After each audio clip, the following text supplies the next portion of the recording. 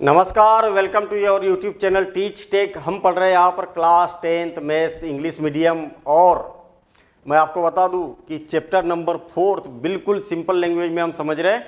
ये मान के चलिए कि आप 100% स्कोर करेंगे, ये मेरे को उम्मीद है ना। बस कंडीशन ये है कि आप वीडियो को ज़रा ध्यान से समझो, उसको नोट करो और नोट करने के बाद में प्रैक्टिस करो, समझ में सब आएगा, इसकी गारंटी है। अगर कहीं पर दिक्कत है तो आप शुरू से जहाँ से चैप्टर स्टार्ट हुआ वहाँ से पढ़ेंगे, सारी बातें समझ में आएगी। ठीक है, हम एक्सरसाइज 4.1 के लास्ट के 2 क्वेश्चन बचे हुए आज उसको कवर करेंगे। और आप देखिए बहुत ज़बरदस्त क्वेश्चन है, बहुत ज़बरदस्त question.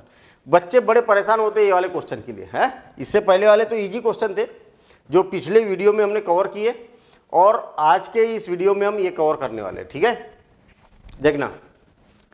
Represent the following situations in the form of quadratic equations. कहने का मतलब जो सिचुएशन दी है उसको क्वाड्रेटिक इक्वेशन के फॉर्म में कन्वर्ट करो। ठीक है, पहले सिचुएशन को जरा ध्यान से पढ़ो, ध्यान से समझो। Rohan's mother is 26 year older than him. मैंने क्या बोला, एक स्टेटमेंट ऐसा मिलेगा जिसमें 2 क्वांटिटी के बीच में रिलेशन रहेगा। यहां पर क्या है, रोहन्स है, रोहन, और उसकी मदर है, उसकी मदर है। Rohan's mother is 26 year older than him. मतलब बड़ा कौन है, उसकी मदर है। ये तो सभी लोगों को मालूम है कि मदर ही बड़ी होगी। कितनी बड़ी है, 26 ईयर। कितना सिंपल काम है। अब रोहन की कुछ ना कुछ तो एज होगी ना भाई, वही तो पता करना है। We would find to find Rohan's present age. तो उसकी रोहन की कुछ प्रेजेंट एज होगी ना। और मैथ्स में जो चीज़ नहीं मालूम उसी को तो एक से सपोज कर लिया जाता है, और कंफ्यूजन होता है तो आप लास्ट में पढ़ लिया करो क्वेश्चन में कि पूछा क्या गया है। जो पूछा है उसी को वेरिएबल सपोज कर लो। देखिए, रोहन की प्रेजेंट एज कितनी है, 1 ईयर है। ठीक है, तो उसके मदर की एज कितनी होगी, चलो बताओ। उसकी जो मदर है रोहन की अपेक्षा 26 ईयर बड़ी है। तो रोहन अगर 1 ईयर का है तो मदर कितनी होगी, x + 26। अरे मैं अगर मान लिया जाए 25 ईयर का हूँ तो, और मेरी मदर जो है वो मेरे से 20 ईयर बड़ी है, तो मेरी मदर की एज कितनी हो जाएगी, इसमें 20 ईयर को ऐड कर दूंगा ना तो 45 हो जाएगी। ऐसी तो निकलती है एज। तो रोहन की अपेक्षा 26 ईयर बड़ी है, तो x + 26 ईयर हो जाएगी उसकी मदर की प्रेजेंट एज। समझ में आया। मैंने क्या बोला था आपको कि एक स्टेटमेंट ऐसा मिलेगा जिसमें आप दोनों क्वांटिटी की वैल्यू एक वेरिएबल में कंसीडर कर सकते हैं। देखिए, ये x और ये x की टर्म में वैल्यू आ गई। अब दूसरा स्टेटमेंट मिलेगा कि जो दोनों के बीच में रिलेशन रहेगा और एक। ठीक है ना। अब देखना, मैं सेकेंड स्टेटमेंट पढ़ रहा हूं। The product of their edges in 3 year from now. अच्छा, 3 ईयर फ्रॉम नाउ, 3 साल के बाद, अभी नहीं, 3 साल के बाद। रोहन की एज कितनी है, 1 ईयर है, तो रोहन की 3 साल बाद एज कितनी हो जाएगी, x + 3 हो जाएगी ना। अरे 3 साल बड़ा हो जाएगा ना रोहन, जितनी भी एज आज की डेट में है उससे 3 ईयर ज़्यादा हो जाएगा। हाँ सर, हार्पिक मंगा दीजिए। अरे यार मैं भूल जाता हूँ हमेशा। हार्पिक वगैरह बहुत पीला पीला दाग सीट का निकलता नहीं। चलो आज ही लाऊंगा मैं।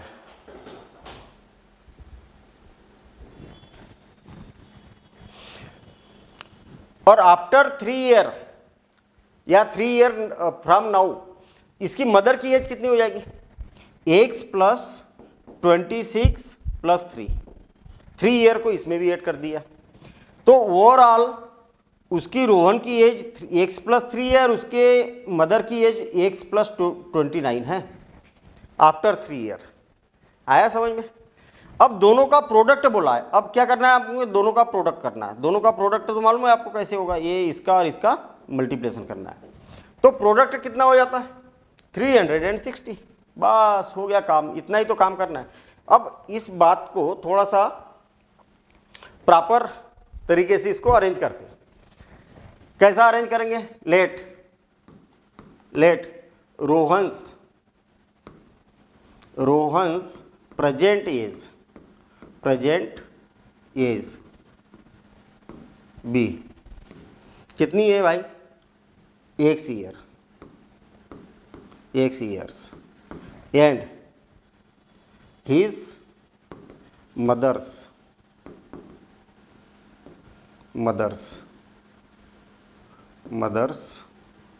एज,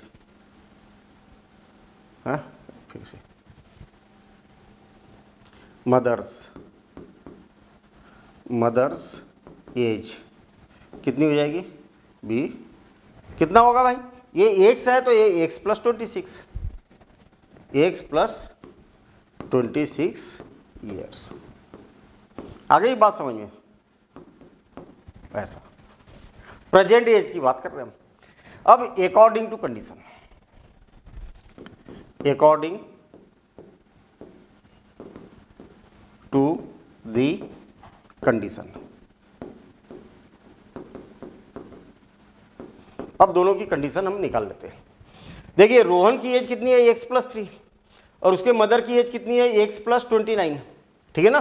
तो हम यहाँ पर लिख सकते हैं कि x प्लस 3, भैया 3 ईयर के बाद इसकी एज x प्लस 3 हो जाएगी, उसके मदर की एज कितनी हो जाएगी x प्लस 26 प्लस 3, और दोनों का जो प्रोडक्ट है वो प्रोडक्ट कितना है 360। बस हो गया काम। आया समझ में? ये स्ट्रक्चर मैंने इसलिए रफ पर बनाया था, एग्जाम में फाइनली आपको ऐसे लिखना है भाई, मदर की रोहन की एज इतनी है, उसके मदर की एज प्रेजेंट एज इतनी थी, अरे रोहन की एज x ईयर थी और उसके मदर की age x plus 26, after 3 year तो इसमें भी 3 ईयर का को ऐड कर दिया, इसमें भी 3 को ऐड कर दिया, और दोनों का जो प्रोडक्ट है वो कितना है 360 है। क्यों? क्योंकि यहाँ पर बोला the product of their edges in year 3 year from now, 3 year from now मतलब 3 ईयर के बाद। अब इस को और सिंप्लीफाई कर देते हैं हम, तो x प्लस 3 क्वाड्रेटिक इक्वेशन जैसा बनाना है ना, तो x plus 29 is equal to 360। x का मल्टीप्लेशन करेंगे तो ये x स्क्वायर हो जाएगा, x का इसमें भी मल्टीप्लेशन करेंगे तो 29x, अब 3 का इसमें मल्टीप्लेशन करेंगे तो प्लस 3x, और 3 का इसमें मल्टीप्लेशन करेंगे तो 9 3 जा 27, 2 और 3 6 और ये 87। आगे बात समझ में? ठीक है।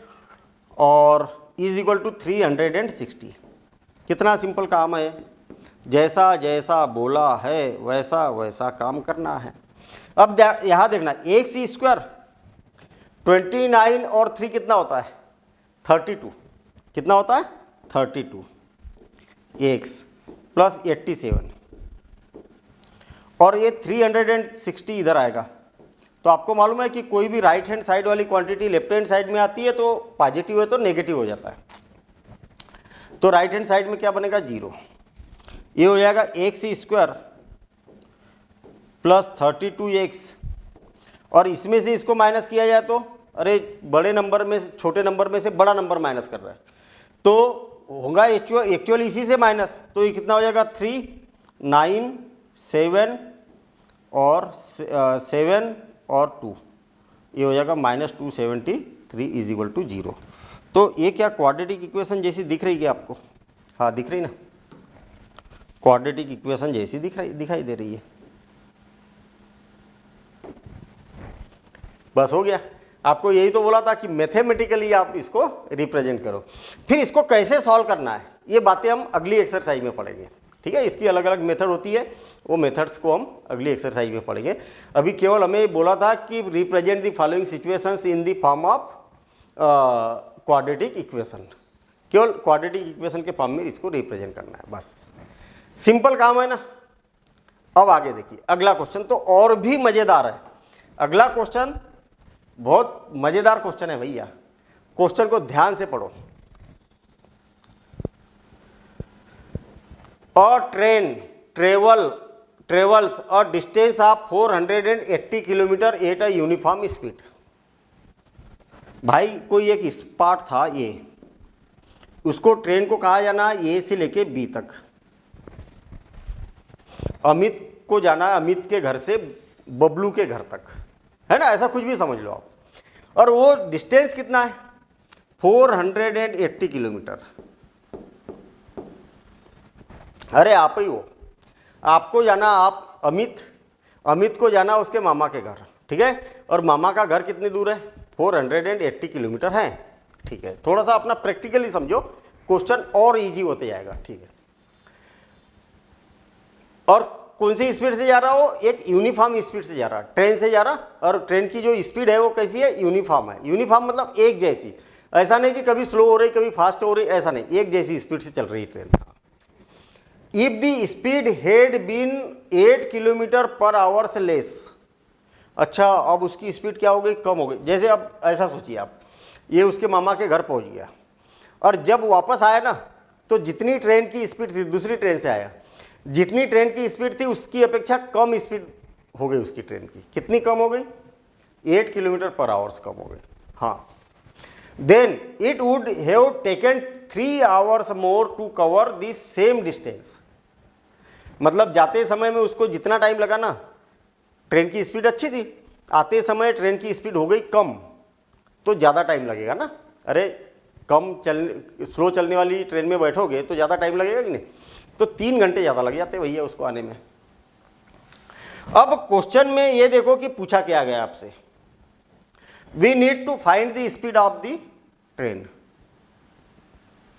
ट्रेन की स्पीड पूछी है, कौन सी, मामा के घर जब जा रहा था तब की स्पीड, आते समय की नहीं पूछी उनने।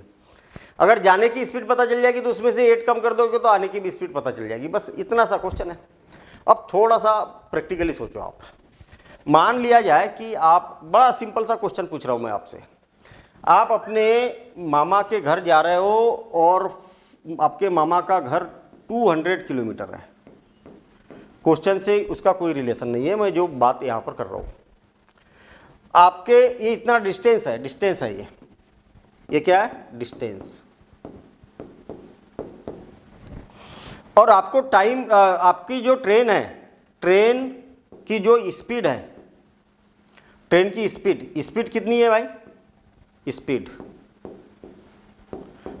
है 50 kilometre per hours, 50 kilometre per hours. तो मालूम है ना आपको, 50 किलोमीटर पर आवर, हर एक आवर में 50 किलोमीटर चल जाती है ट्रेन। तो आपको पहुंचने में कितना टाइम लगेगा। तो ऐसे ही, अगर ज़्यादा मैथ्स पर ज़्यादा दिमाग पर जोर नहीं देना है तो आप ऐसे ही समझ लो, 1 घंटे में 50 किलोमीटर जाती है, 2 घंटे में 100 किलोमीटर जाती है, 3 घंटे में 150 किलोमीटर पहुंच जाएगी वो, और 4 घंटे में 200 किलोमीटर पहुंच जाएगी। कितना सिंपल काम है। लेकिन मैथमेटिकली सोचो ना आप, अगर डिस्टेंस को अगर मैं स्पीड से डिवाइड करूं तो टाइम आ जाएगा ना। टाइम का आपको फार्मूला भी मालूम है, वही तो काम कर रहे हैं हम यहाँ पर, वही तो काम कर रहे हैं। टाइम इज इक्वल टू क्या होता है, डिस्टेंस डिवाइडेड बाय स्पीड। अगर मैं इसको 200 को 50 से डिवाइड करूंगा तो ऐसे ही 4 आ जाएगा। कितना सिंपल काम है। अरे फार्मूला भी रटने की जरूरत थोड़ी है, थोड़ा प्रैक्टिकली सोचोगे तो ऐसे ही मालूम है, distance divided by speed is equal to time, बस। अब मुझे एक बात बताइए यहां पर कि उसकी स्पीड पूछी है ना, तो उसी को सपोज कर लो ना, ये क्या है,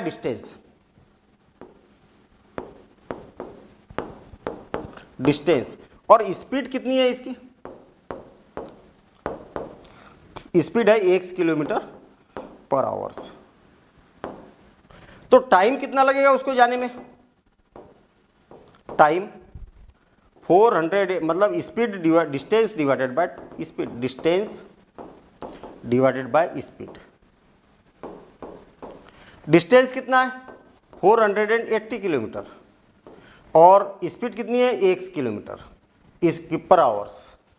तो इतना टाइम लगेगा कि नहीं उसको जाने में। मेरे ख्याल से अब वो बात समझ में आ गई होगी। हाँ चलिए, इतना तो काम कर लेते हैं हम पहले, फिर उसके बाद आगे की आगे देखेंगे। लेट दी नॉर्मल स्पीड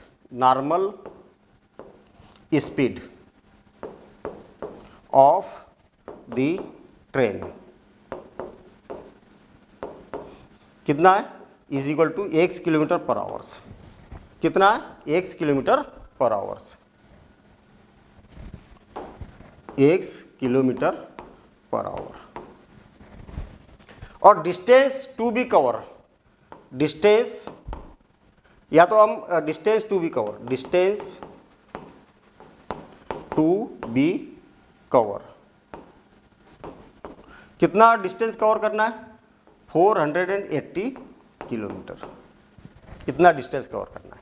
तो time taken by, time taken by train is equal to, कितना टाइम लगेगा उसको पहुंचने में, उसकी जितनी डिस्टेंस कवर करना है डिवाइडेड बाय स्पीड। तो 480 डिवाइडेड बाय एक्स आवर्स, इतने आवर्स लगेंगे भैया नॉर्मल स्पीड से अगर चलेगा तो। अब व्हेन ट्रेन की क्या है, स्पीड डिक्रीज कर दी, क्या कर दी? लेस कर दी। When speed of train is decrease, क्या कर दी? डिक्रीजिंग हो गई इसकी speed. Then speed of train, है ना, स्पीड ऑफ द ट्रेन। भाई पहले उसकी स्पीड कितनी थी? 1 किलोमीटर पर आवर्स, अब कितनी हो जाएगी? 1 माइनस 8 किलोमीटर पर आवर। अब टाइम टेकन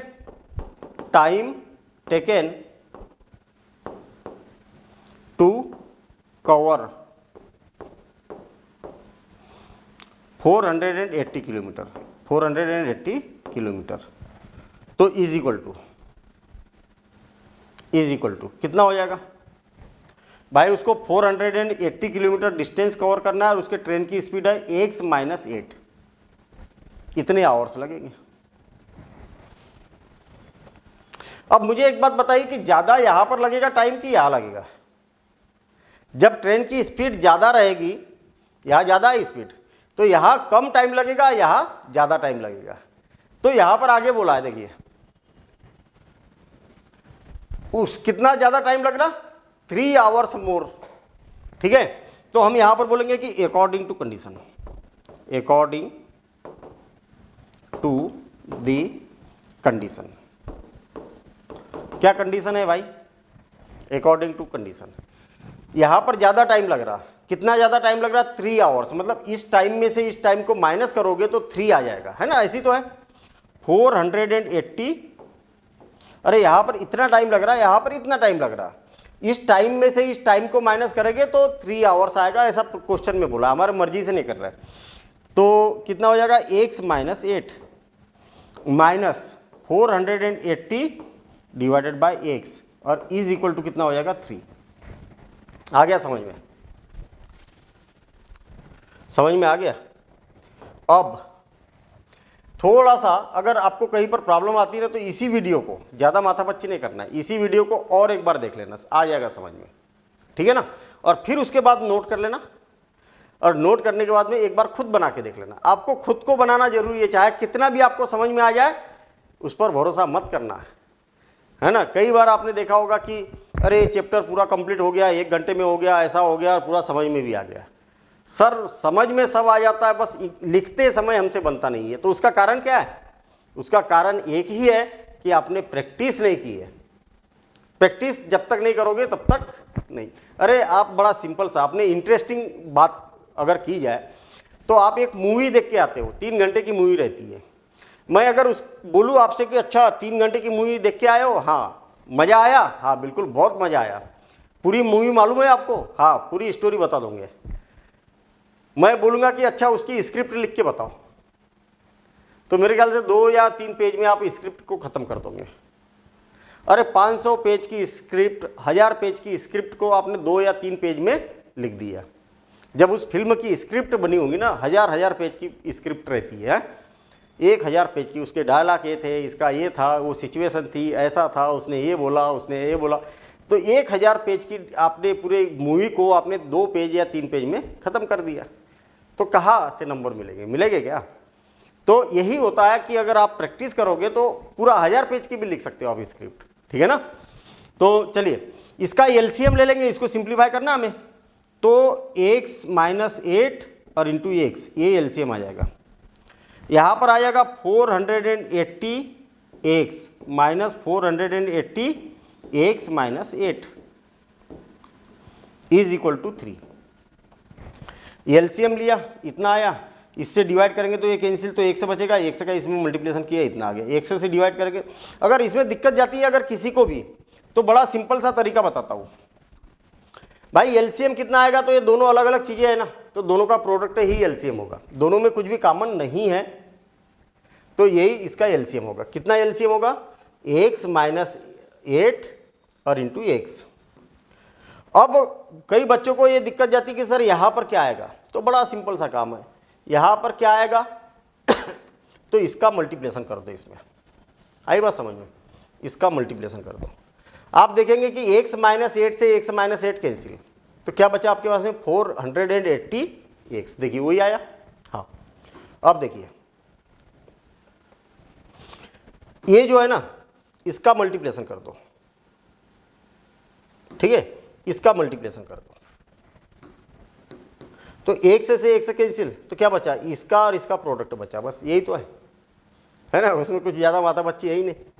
चलिए, वैसे अगर आप 3 से डिवाइड कर देते यहाँ पर तो उससे भी काम हो जाता, ठीक है ना, लेकिन ठीक है कोई दिक्कत नहीं है।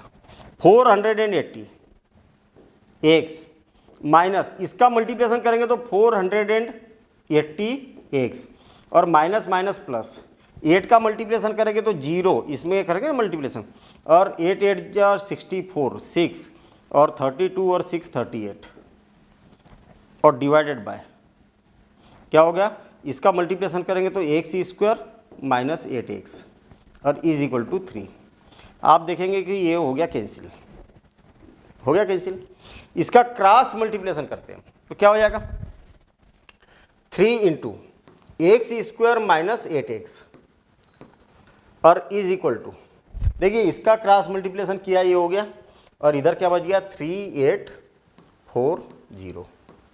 अब 3 का मल्टीप्लिकेशन करेंगे तो या तो आप एक काम करो ना, 3 से डिवाइड कर दो, 3 से डिवाइडिंग बाय 3, डिवाइडिंग बाय 3 से डिवाइड करेंगे तो ये 3 खत्म हो जाएगा ना, तो x square minus 8x is equal to, इसको 3 से डिवाइड करेंगे तो 3 1 जा 3, 3 2 जा 6 है ना, और 3 8 जा 24 और इतना, और इसको उधर शिफ्ट कर दो तो x square minus 8x minus 1280 और इज इक्वल टू 0, ठीक है, ये हो गया इतना, और इसका ये आंसर हो जाएगा,